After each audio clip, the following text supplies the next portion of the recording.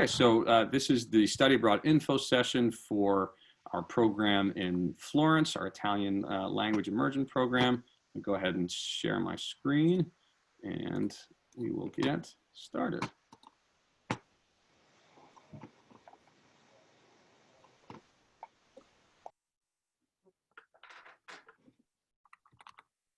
All righty. Whoop. Everybody seen that? Yep. Fabulous. All right. So this is a fabulous program. I'm so excited to talk about this one. It's we're not supposed to say we have favorites, but it's my favorite. I absolutely adore this program, and finally had a chance to visit this last year. I'm glad I got that in, by the way, before everything that we all know happened. And so I can talk about it from personal experience now, which I'm thrilled to be able to say. As you can see, it's a gorgeous city, and we'll talk about that briefly now. So where is it? If you haven't been to Italy, it's in the center of the country in the region of Tuscany, capital city of Florence, and Florence is an old place. It became a colony, or was founded as a Roman colony, 59 BCE, and it is absolutely gorgeous. We'll have our ambassadors share their experiences about it in a bit, but just kind of a bird's eye view. The main urban area is a little under 400,000, but the broader metro area is 1.5 million. So it's definitely every bit a city. And as folks may or may not know, it's known for its art and architecture. So it is a museum of a city. So just absolutely spectacular places to visit in the way of art and architecture. Some of the greats throughout history. So again, I've got them listed here. Again, it's considered the cradle of the Italian Renaissance, so Donatello, Michelangelo. And when it comes to literature as well, again, you'd be hard pressed to find a better location in terms of being in the heart of it all, the birthplace of modern Italian. Truly a remarkable place to be. It houses, in terms of museums, again, just absolute world famous pieces of art. The fact that you get to spend a semester through a year there is great, because it'll take that time to really work your way through all of the art that it has to offer. And so I want to, we're going to kind of move in segments. So I'll do a little bit of talking, but I want to kind of break things up as best I can. So we'll talk in sort of segments. I want to focus a little bit now on the city and have the folks that have joined us here share a little bit about their perspective on the city and their experience of it. So let's start with the students. What was your take on Florence? What did you expect before you got there? Sort of how did you feel when you arrived? Just share your impressions.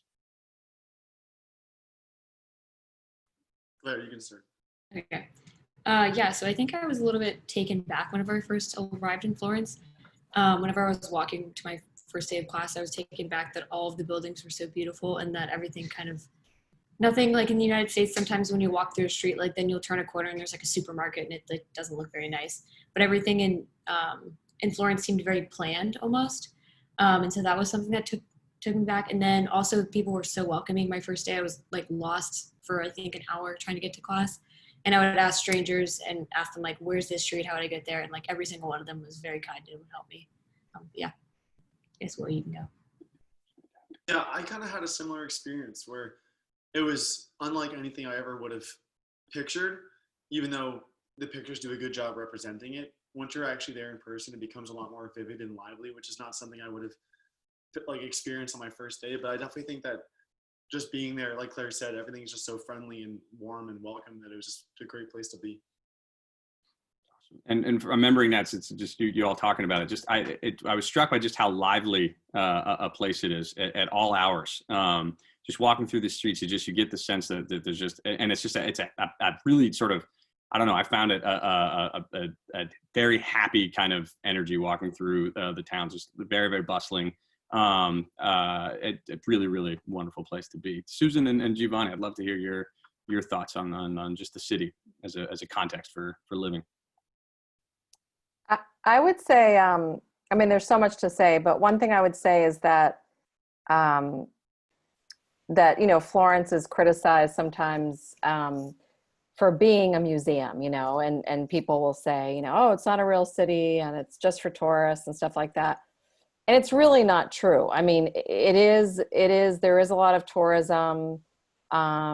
It's not, you know, preserved the way it is for tourists. It is the way it is. You know, there may be some accommodations for tourists, of course, but it's, you know, an Italian friend of mine from Genoa, which is also a beautiful city. You know, he was mad because I said how much I loved Florence, and he said, you know, it's Disney World or something.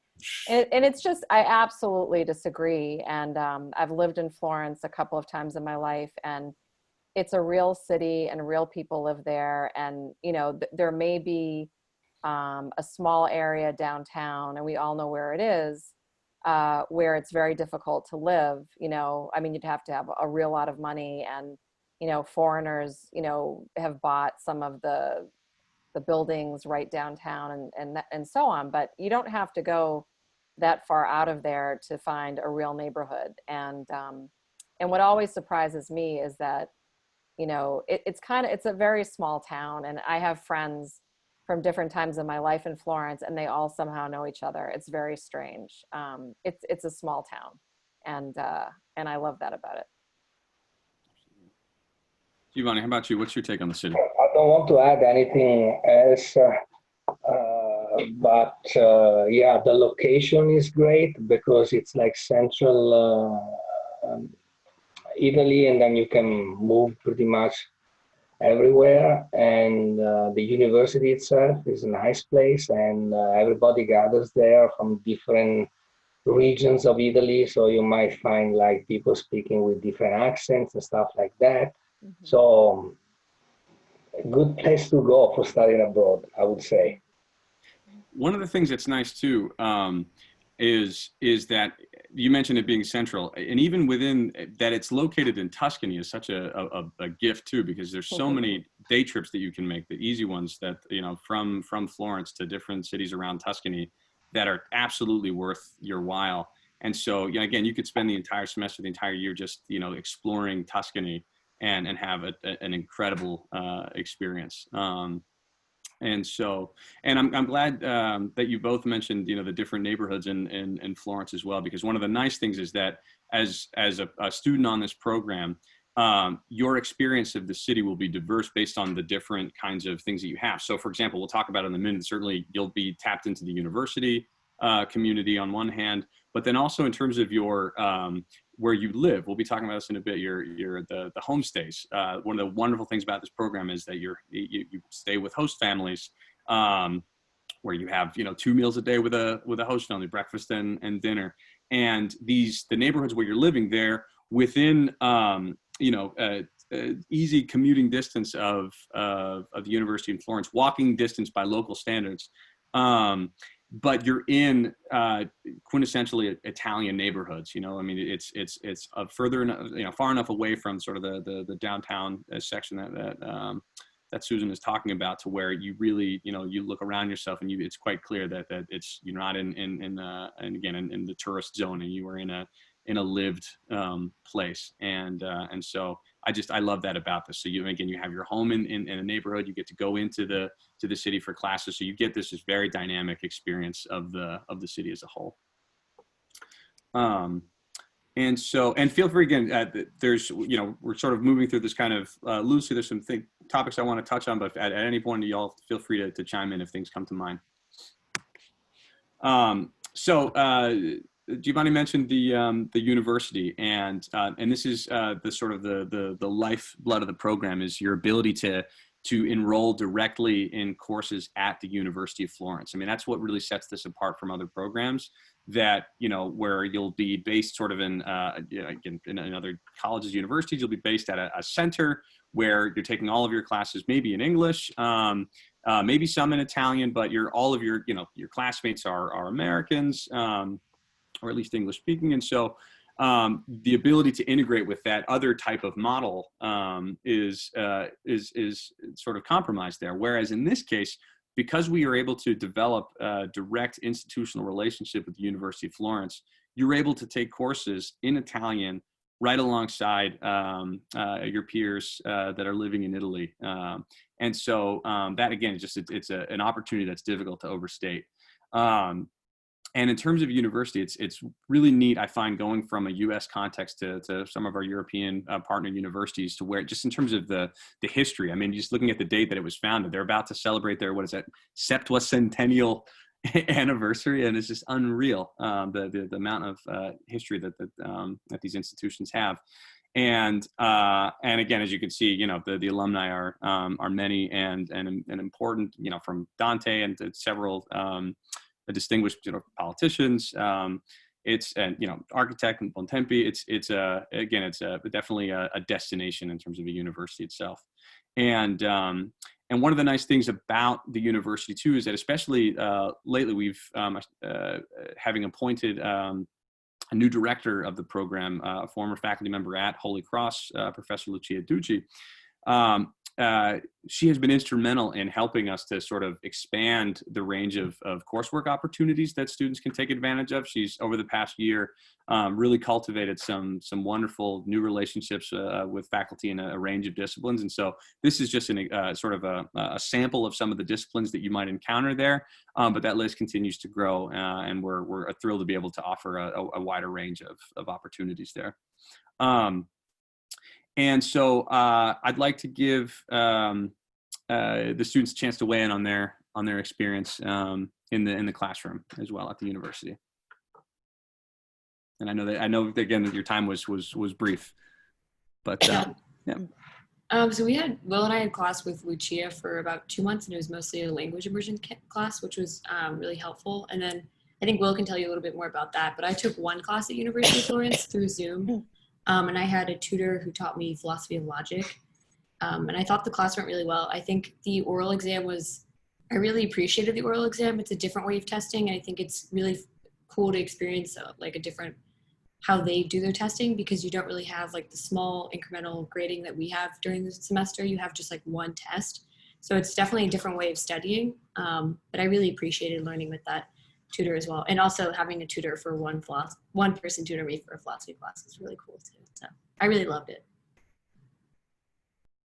Yeah, so I can say a little bit less about the university aspect, because I unfortunately was not able to take any classes at the university just due to the circumstances with Corona, which was unfortunate. But yeah, I took the same class with Claire, with Lucia, for the language immersion, and she's great, wonderful teacher, and yeah. Awesome. And I'm happy to share too that we'll talk a bit about the general breakdown, but as the students are talking about here, we've got, there's essentially, there are two components to the academic program that you'll encounter. So one is the language instruction itself, which is provided by the director of the program, Professor Ducci. And so she'll be teaching those sort of independently, which is great because you get together as a full group of students and develop that camaraderie in the context of language instruction. And that gives you a really strong foundation to be able to participate in your courses at the university. So you begin with a pre-university language program that's kind of like a language boot camp to really kind of get you in shape to start the program, and then you have a continuing language course that goes throughout the semester. And, you know, one of the things that folks often find intimidating, of course, about the way that our model works at Holy Cross when it comes to language immersion is that this idea of taking all of their courses in the host language, right? Being, you know, again, a daunting prospect if you've maybe taken a literature course at Holy Cross, but the idea of, you know, say taking a course in another discipline, say in your major in Italian can be again, daunting for some, and or for most, I should say. And but one of the nice things about the way that we set up is that we don't just sort of throw you in there and leave you to your own devices. We the program is designed to where for every one of your classes you are paired with a tutor who is able to meet with you on a regular basis to help you sort of digest the lecture material. So you'll go to the lectures, you'll experience it as your Italian peers will, but then you'll have an opportunity to come together with your tutor to really make sure that you understand the material to help you sort of organize your learning for the course, and then ultimately help you when it comes to preparing for the exam, which as Claire pointed out is one of the things that's most sort of strikingly different about the way that instruction is set up in between Holy Cross and particularly our European partner institutions, where it's not uncommon for you to have very sort of few assessments throughout the semester. At Holy Cross, again, it's you have homework every week. Come prepared with these discussion questions. Read this particular text, these particular pages. Your learning will be much more independent in that respect. With the idea being too that your assessments then are going to be fewer and then ultimately worth a greater proportion of your grade. So often, a midterm and a final, or even in some cases just a final.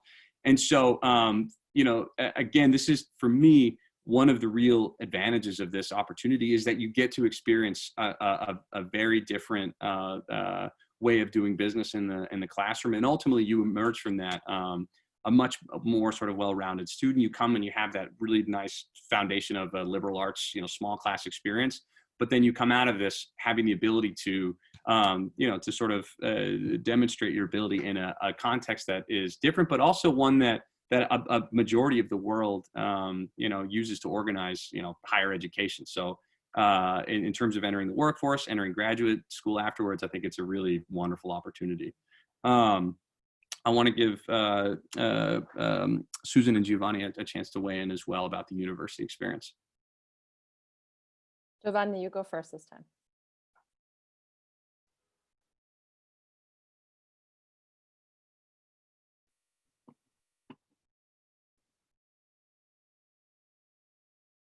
Oh, his microphone is Oh, some cursor issues. Oops, sorry. on. Well, maybe I'll start while he's figuring it out. Sure. What should I say? I took a class there as an undergrad. It was a very, okay, his microphone is blocked. Okay. Okay.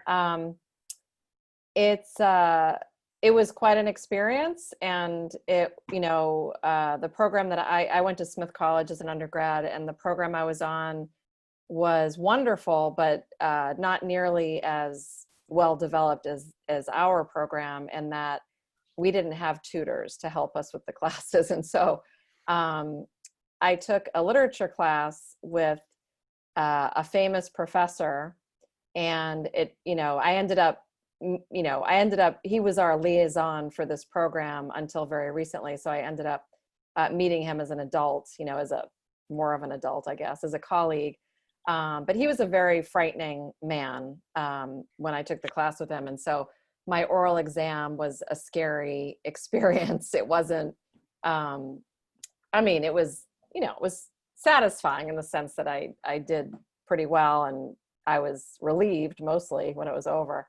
But yeah, it's a very different experience. I think that it's changed a lot over the years. I think that the faculty there is more accustomed to foreign students. When I was there weren't that many programs in Florence yet. And so there was a little bit more of a cultural barrier than there is now.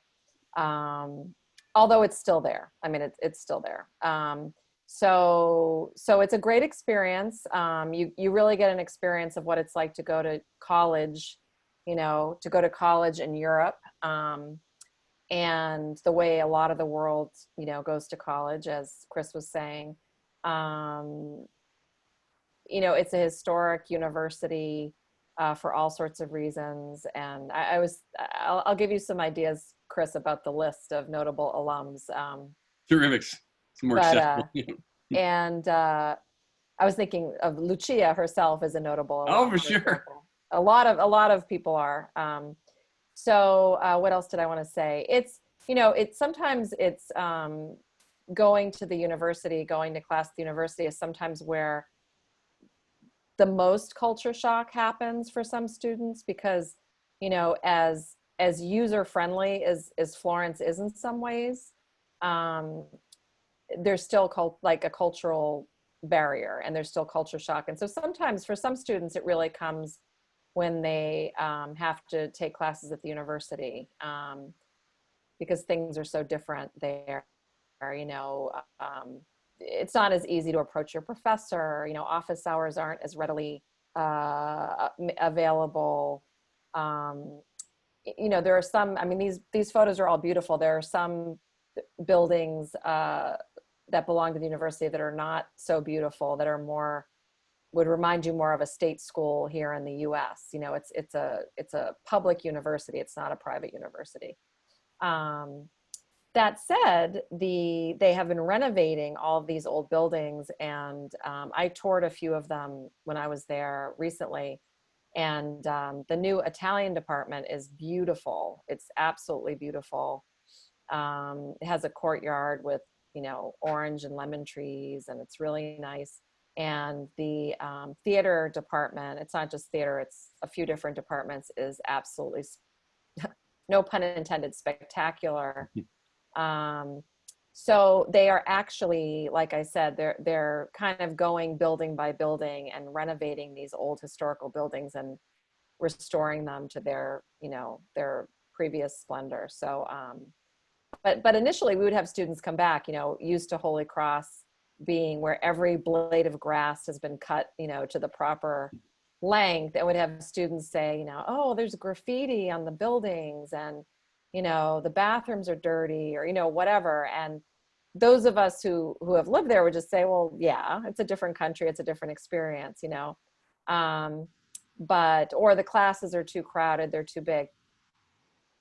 Some of those things still apply, but it's also, like I said, they're going through kind of a reorganization and a restoration, I would say, of some of their facilities and whatnot.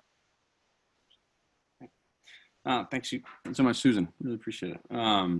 So the other thing I wanted to mention here, since we're on the subject again of the university, so we are is sort of at a transition point as well when it comes to our language classes. We are, and I won't say too much on this, but just suffice it to say that for our language courses, these had for the past year been housed in a particular sort of affiliate institution of the university. And so we're moving towards the possibility of having sort of a co-opt center where we'd be able to house our language class as well. Details on that we'll share moving forward. But just to know again that you have your university classes and then your language Italian language classes with Professor Ducci separately. Okay, so just one more thing about sure, please. University, since Claire mentioned it earlier, the final/oral exam, just because, I mean, we're not used to it, but it sounds intimidating, but professors will know that you are studying abroad, so they are pretty much accommodating in those circumstances. So it sounds weird and daunting, right? And I have to take an oral exam alone in front of my professors, surrounded by my classmates. Doesn't seem and it doesn't sound good, but that's the way they do it in Italy. But it is less intimidating than what you think. And thank you. And also on top of that, again, it's just to reiterate that you have tons of support when it comes for preparing for those exams. So when it comes to your tutor, Professor Ducci as a director can provide general sort of academic guidance. You will not be alone by any stretch of the imagination when it comes to preparing for those. And again, once you've had a chance to experience doing that, I really love the way that, particularly in a language immersion environment like this, where you have something as daunting as that, you're able to go through it and succeed. And to be clear, you'll be joining a proud legacy of Holy Cross students that have gone to Italy for many, many years now and have completed these exams successfully. So you wouldn't be the first person to do well in this context. This is what I mean to say. And so you'll have a chance to go and experience this. And then I just love that, again, few things after that, when you've had a chance to do that, the list of things that seems intimidating kind of shrinks a bit. You're like, oh, well, if I can handle, giving a an oral exam entirely in Italian in front of, the professor and, peers and so forth on, political science, I can probably manage this job interview. So again, I really like that, especially about our language immersion programs. One of my favorite things about this program is the opportunity to live with host families. There is just simply nothing like it. I've left this slide deliberately sparse just because it's just simply put, it's one of the most beautiful things that you can do with your time. And so I lived with a host family for a year. I was in a different context. I was in Spain. It's the reason, frankly, I'm hanging out with y'all tonight. I've never experienced a situation as enriching as that, in terms of having like just a daily touch point for language and culture, and it's through that really gives you a window into what it's like to be a resident of in my case it was Saragossa, or a resident of here now Florence. And so I want to give you all, the students, a chance to talk a little bit about your host family experiences, because it's not lost on us that for folks who've never done it, it can be kind of a strange idea, right? Like this idea of going halfway across the world and then living with a stranger. On the surface of it, it seems kind of intimidating. But I do think that it's worth every bit of we're working through that. So yeah, do you all want to share a little bit about your experience? Yes, I think you're right. It was a really intimidating idea whenever I remember being in the Frankfurt airport and just so nervous to meet my host parents and thinking like, they're not going to like me because my Italian's so bad. And when I met them, they were so kind and they opened the doors to their home to me. And they told me like, oh, this isn't like our home. This is like, or not like their home, but our home. And they're really kind. They also really sat patiently as I tried to like really work with my Italian and like practice with them, and I never felt like they were judging me or anything like that. They really like supported me, and I also think I learned a lot about the culture through them, just in kind of like what the stories that they would share with me, and then they also were really curious to know about American culture as well. So you kind of find that you guys can learn a lot from each other, and you probably will end up making pretty good friends with them. Yeah, I agree with everything that Claire just said. I feel like having a host family is just another way to learn. And I feel like that's really important with something like this, because like with my host family, same with Claire, they would make sure that they would work with me in Italian during dinner because we spoke in Italian.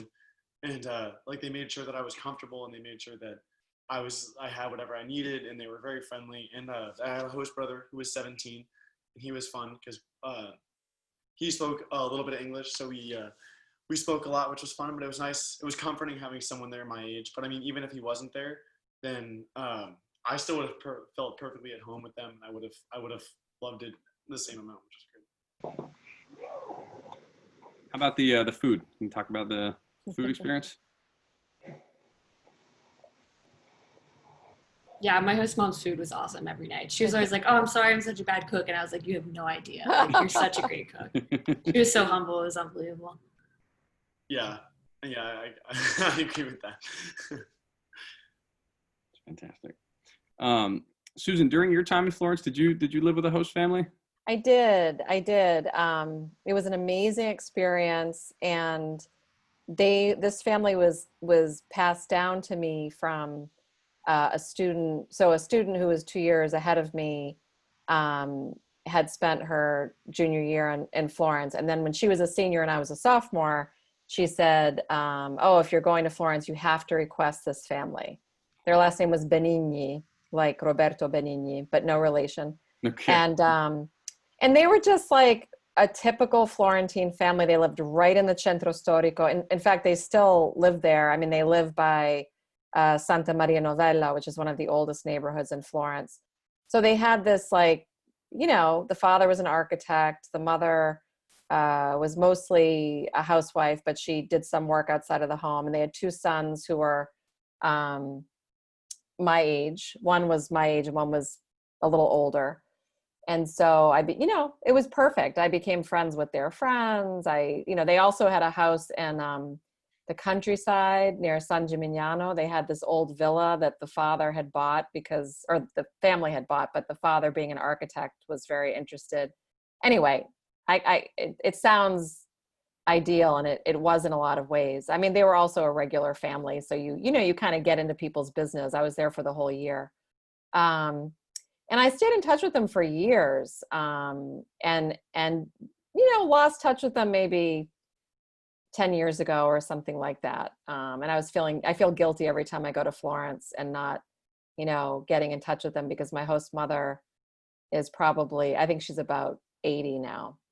So at some point I need to say hello and thank her again, you know, for all that she did for me. But, and she was an amazing cook. I mean, my roommate and I used to hide in the bedroom and just wait for her to say, pronto, you know, è pronto. And we'd be like, oh, yay, we're so happy, you know.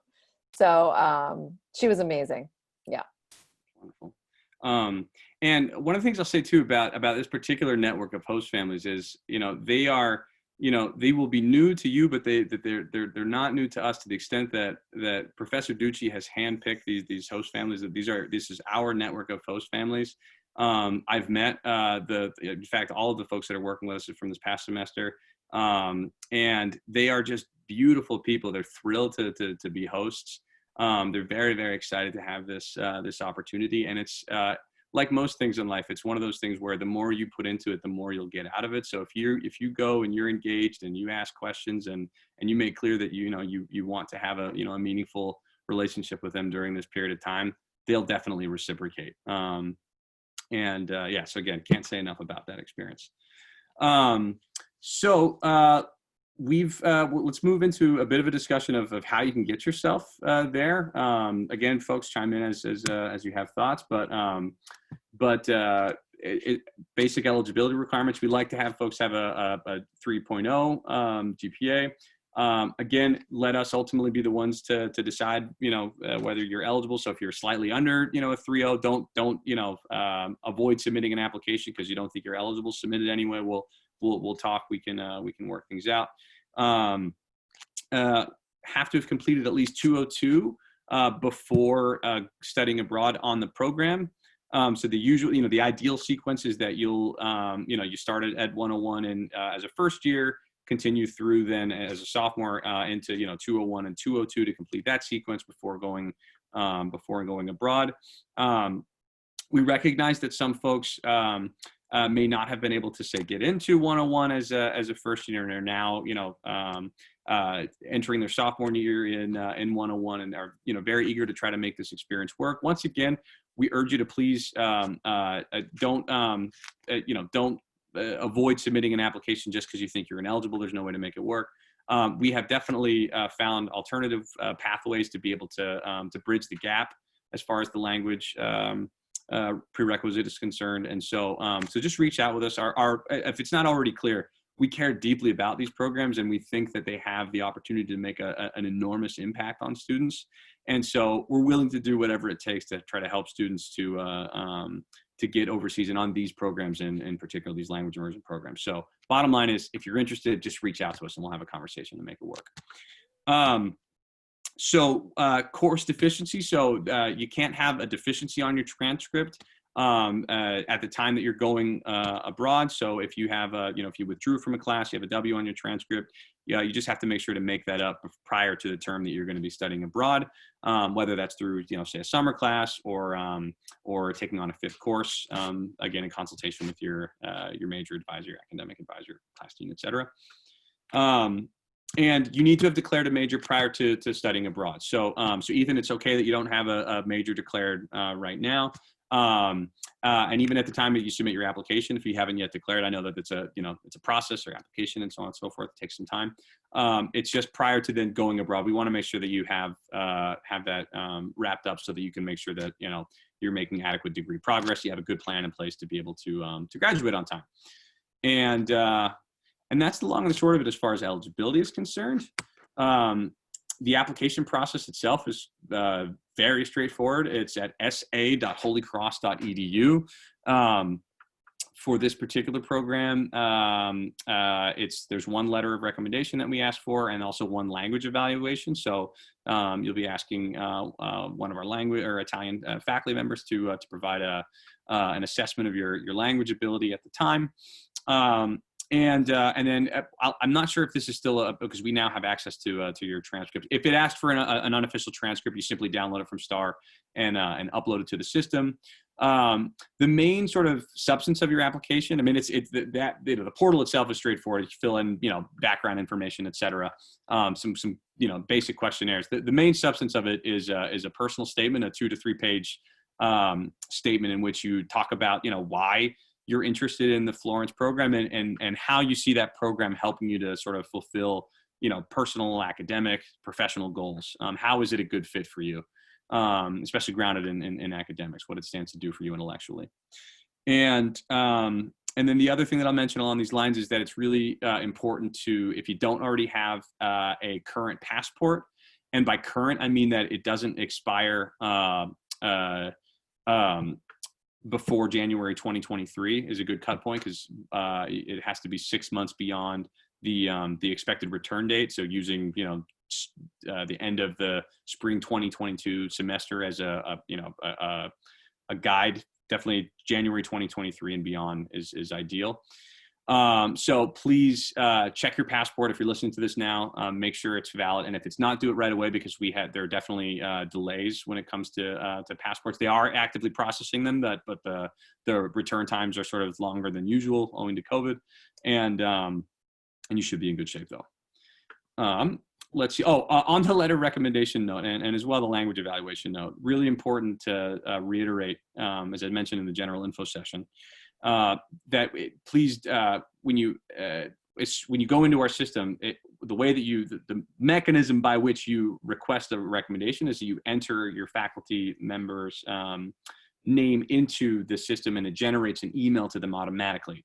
What we want to avoid is a situation where you're entering that information in advance of, reaching out to them personally via email or Zoom, et cetera, to ask them if they would be willing to write you a letter of recommendation. That's definitely more respectful than the way that we'd like to have to. We don't want to blindside them with a robot asking them for a letter of recommendation in the way of our application portal. So just, again, common sense, reach out in advance.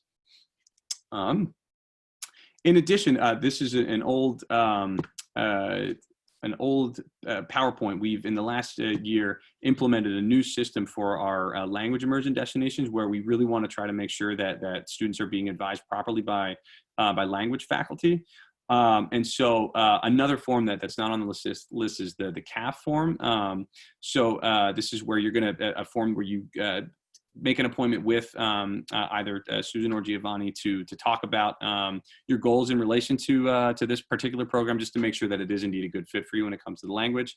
It's a straightforward form. It'll ultimately get a signature, and then you'll include that as part of your application as well.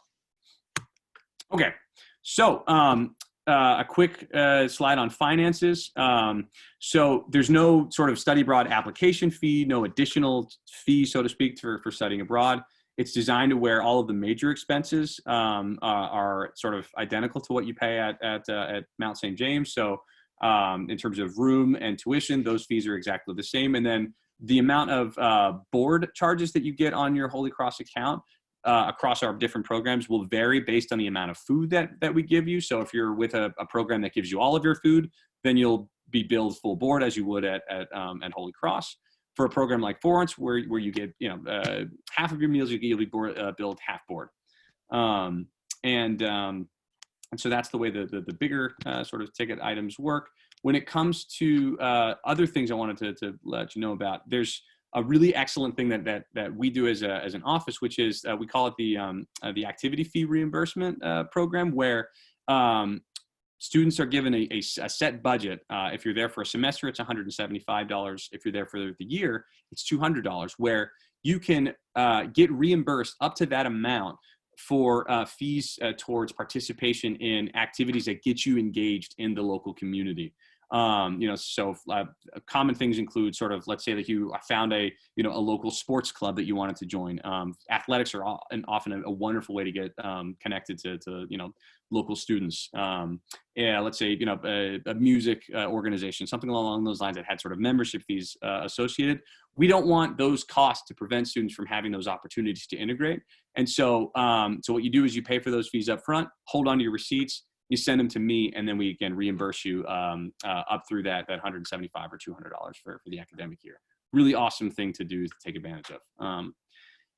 When it comes to the flights, the way that works is you purchase your flight up front, but then Holy Cross will then put a credit in your account in the amount of an average round trip ticket from Boston to wherever your program destination happens to be. So what we'll do in the case of Florence is we'll look at what the average, round trip ticket costs are from Boston, and then we'll put that amount in your account for that particular term that you're going abroad. So the idea is you purchase up front, but then it gets offset. Think of it sort of as a tuition on your a discount on your tuition for that semester.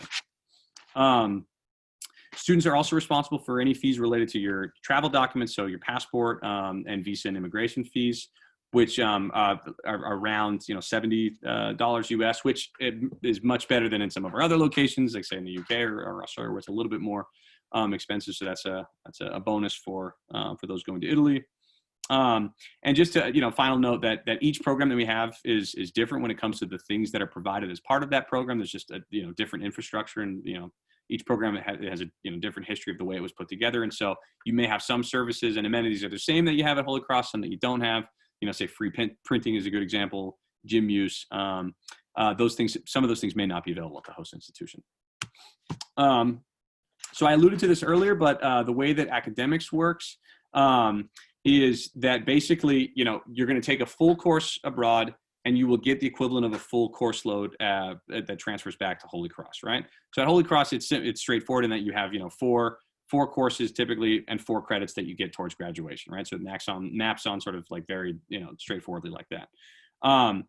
The overseas, things work a little bit differently in some of our European partner institutions, where the weighting of the classes can be a little bit different.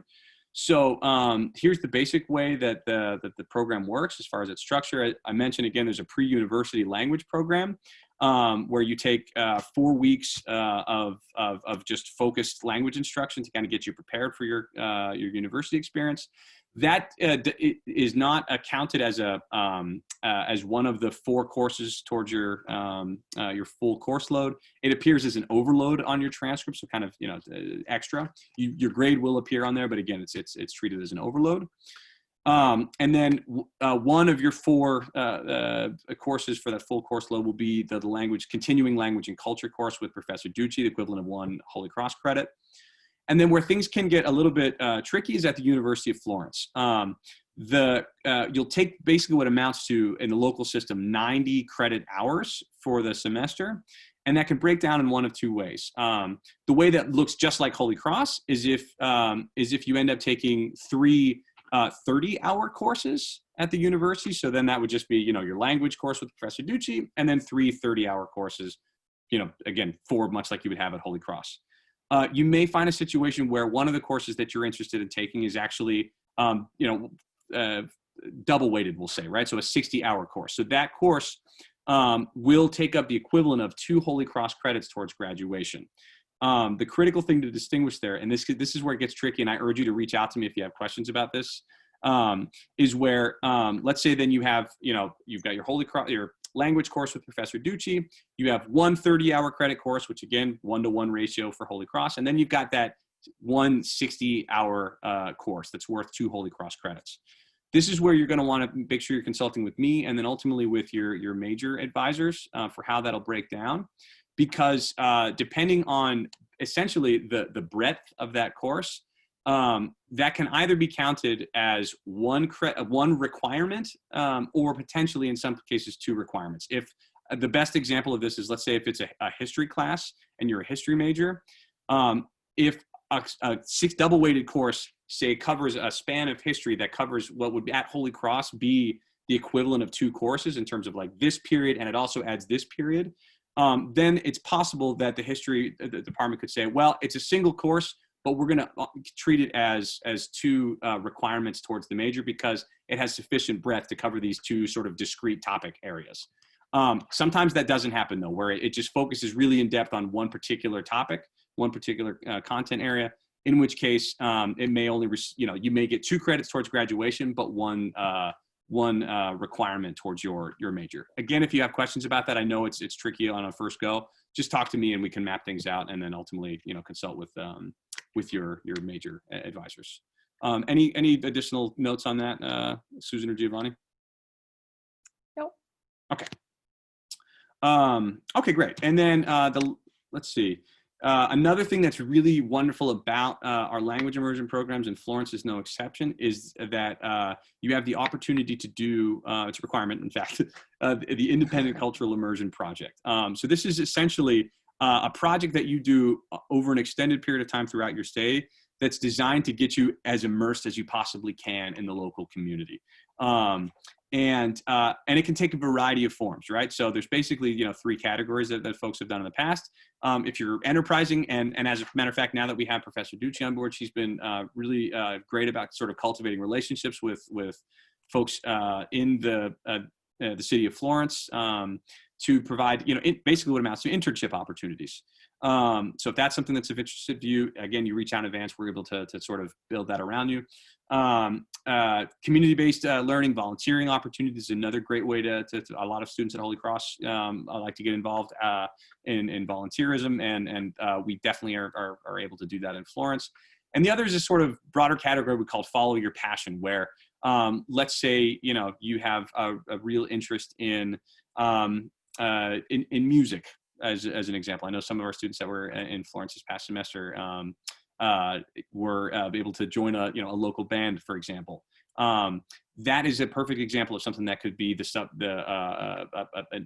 what you build up sort of an independent cultural immersion project around, where you're reflecting in an in-depth way on this experience that you're having, regular contact with a group in the local community, and then ultimately in the end it culminates in a larger reflection paper at the end. This is also treated as an overload. It appears on your transcript. The name appears on your project will appear on your transcript, which is nice as well, but it's not one of your sort of standard 4 courses that you take. Again, a really awesome opportunity to take your program and really personalize it, make it your own. And you have an awesome, you have wonderful support in Professor Ducci for making that happen. The last thing I'll say is that one of the nice things that we do for our students that are going to Italy is that we have arranged, we have a relationship with the consulate in Boston to where we're able to do batch processing. So essentially we give you extremely detailed instructions for everything that you need to submit as part of your visa application. And then I will actually go in person to the consulate, submit all of your documents on your behalf. And then, take your passport with you, et cetera, get your stamp, and then ultimately return it to you. So we take that. Can be an unpleasant experience navigating that bureaucracy, and so we try to do that for you. And so one of the things to note as well is that because you do have to ultimately surrender your passport, we like to make sure that students are trying to avoid, if at all possible, out of country travel during the period prior to their study abroad experience. Some students end up doing trips over the summer, for example. If you're planning to have a fall start, so you're going for the academic year, then it's important to make sure that you're avoiding travel during that period, because again, you have to surrender your passport. If you're not a U.S. citizen, again, for those who are going to be listening to this later, definitely make sure to check the requirements of your home country to make sure you are in good shape as far as the visa process is concerned. And if you have questions, you can certainly consult with me. So that brings us to the end of the info session in terms of the formal piece of it. I want to provide my contact information. You can reach out to me anytime. I have lots of availability when it comes to setting up Zoom appointments. So just shoot me an email. I'd be delighted to chat with you about these programs. And we have again Susan and Giovanni who've joined us in on this info session, who also are eager to talk to folks about this. And so you can email either of them to set appointments up. And again, we're absolutely thrilled that you're able to join us. We hope that you consider these. If you have questions, if you're feeling intimidating, but you have just even a remote interest in these programs, you really owe it to yourself to reach out and at a minimum have the conversation.